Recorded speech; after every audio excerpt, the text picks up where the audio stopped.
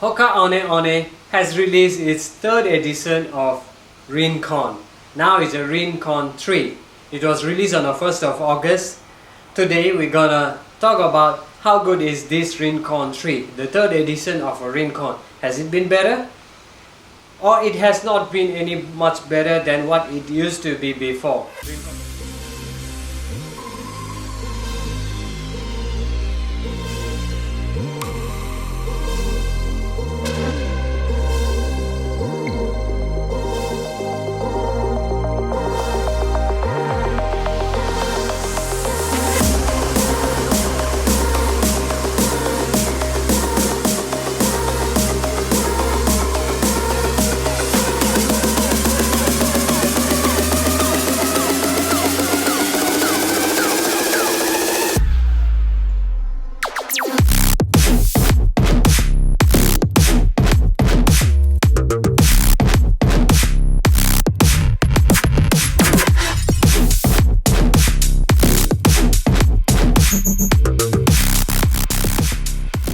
Hello everyone, welcome to my channel. My name is Rishi. If you are new here, consider subscribing to my channel. I bought these shoes, paid about $170 after a membership discount from Running Lab Singapore. So obviously this video is not sponsored by either Hoka or the Running Lab. So this would be my honest review about this new edition of a Rincon. So I'll be sharing with you in terms of a few aspects. It would be design, comfort, durability, and what's new about this Rincon 3 compared to the past first and the second edition of Rincon. Let's take a look into the design first. With the upper, midsole, and the outer sole. The upper has been built very well with the sandwich mesh, with the slimmer tongue and the string back of the shoes at the heel cup to slide your shoes inside. The design is built in such that it really looks perfect, doesn't look quite big, and just nice for your feet. And also for the midfoot with the EVA sole, the early stage meta rocker, this is well built and designed for those runners, be it from the beginner level or intermediate, even for those seasoned runners. This shoes is well designed for all type of runners, very versatile shoes. And also for the outer sole, if you look into it, the rubber is now much more better and thicker and is placed on all the areas where your foot would be landing. If you are a heel striker, it's enough of a rubber at the heel side. If you are a mid-foot striker or the forward foot striker as well, it is placed very well at all the areas. So in terms of a design, this is well built shoes. Right, let's take a look at the comfortable. How comfort is this shoes? It feels so light on your feet when you slide in. Size 8 is about 114 grams, and for me, for size 7, I got it even more lighter, 194 grams. So the shoes feels very light when and if you go for a run, which I did it about 30 kilometers on these shoes, and it really feels so comfort.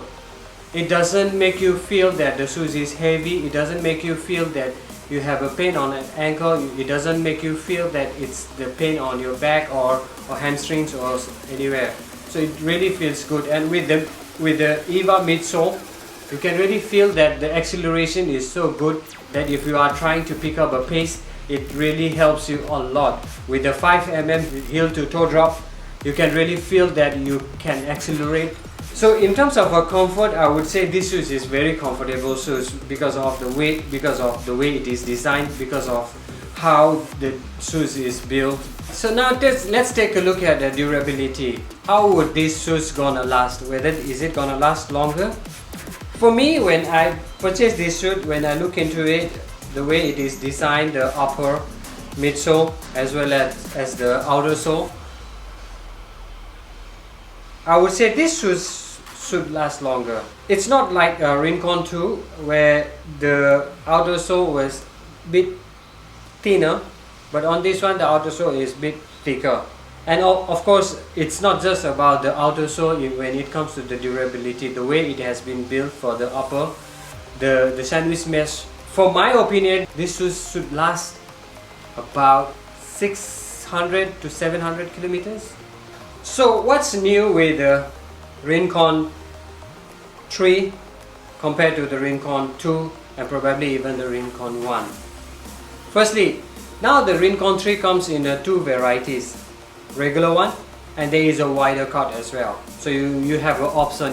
If you have a wider foot, then you can go for a wide cut, and if you are a regular or slimmer foot, then you can stick on to the regular cutting.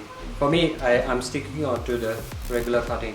Alright, in terms of differences now, let's start from the upper.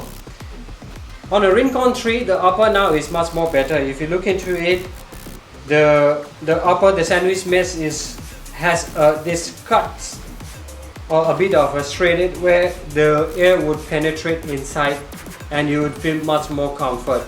In terms of, let's say, if you are running on high temperature areas or higher humid areas, or even if you sweat a lot, the Rincon 3 would help you even more in terms of a breathability. Whereas for the Rincon 2, it was good. There was these smaller holes on the upper which used to help in terms of a breathability, but now with this Rincon 3 it's even better. Now next we can look into it is the tongue. On the Rincon 2, the tongue is also a sandwich mesh and slightly thicker, whereas on a Rincon 3 it's more slimmer now, a bit thinner as well, but a bit shorter as well. Now it's a bit shorter. If you can see it, the tongue over here on the Rincon 2 is a little bit out. However, on the Rincon 3 is a little bit inside. However, the tongue on both the shoes is the same in terms of there is no attached to the side wall of the shoes. Both are independent and you need to lace it up together with the lace in order to avoid this tongue to slide on the left or right, which is common when it comes to this kind of a tongue. Now let's look into the inner side of the shoes. The inner side of the shoes is still the same as well. The insole does not come out, it is attached or stick into the shoes itself. So it's the same. Next, we look into it, the midsole. So the midsole, the design looks the same. If you look into it, it has got the same stack height, same heel to toe drop 5 mm. There is not much of a difference in terms of a design. However, Eversole now has been enhanced with the early stage meta rocker. So that means you would feel much more comfort when you are trying to accelerate. It's more steady now. So the midsole is redesigned, I would say. It looks much more better and more comfort. And also at the back of it, if you look into it on a Rincon 2, it is just cut out like this. However, on a Rincon 3, there is a little bit of a drainage over here. Well, I'm not really sure what's the purpose of it. It might be for those who are landing on the side or those on the pronations. It might help a little bit to balance the pronations, I guess. Right, okay. Now let's move on to the outer sole of it. Okay, so let's see. On the Rincon 3, where your foot would striking, where your foot would be landing, on a Rincon 3, the rubber outer sole is placed almost all the areas. That means it covers a little bit more areas compared to the Rincon 2. On the Rincon 2, if you look into it, there is this two side over here, it's left empty. Whereas for the Rincon 3, it is filled up all the way here. And even for the heel strikers as well, there is more rubber here now compared to the Rincon 2. And of course, this one has worn out a little bit on a Rincon 2. So, but yet still, now on a Rincon 3, it's slightly more covered in terms of all these areas where the outer sole, the rubber is attached. And also, the rubbers now is slightly thicker than it used to be on a Rincon 2. It's slightly thicker, but that doesn't mean that the weight of the shoes is more than the Rincon 2 now. It's the weight is not much of a difference, it's the same actually. On a Rincon 2, if I'm not wrong, it was 215 for the size 8. And now for the size 8 on a Rincon 3 is about 214 grams, something like that, yeah. So there is not much of a difference in terms of weight. Maybe because this rubber is thicker, however the tongue is now thinner, so that could be the reason why the weight has been balanced there. Okay, so those are the differences between 2 and the 3. Definitely the 3 has been enhanced in terms of performance, build quality, as well as the design. So those were the differences between Rincon 2 and the Rincon 3. So what is the verdict about the Rincon 3? Obviously it is better than the Rincon 2 and even the Rincon 1. The shoes is well built. The midsole has been enhanced now. The outer sole has been much more better with more areas covered for those who are doing a midfoot landing or even heel strikers as well. And also because of the EVA, one-piece EVA sole, it feels much more comfortable when you are trying to accelerate. So overall, Rincon 3 is much more better and more enhanced shoes compared to the Rincon 2 and probably even a Rincon 1. So is there areas for the improvement? For me personally, yes, there are. There are a few areas that I would say it could have been better. Number 1 is the upper sandwich mesh. It's not that bad, but it would have been better, for my personal opinion, with a single mesh instead of a sandwich mesh.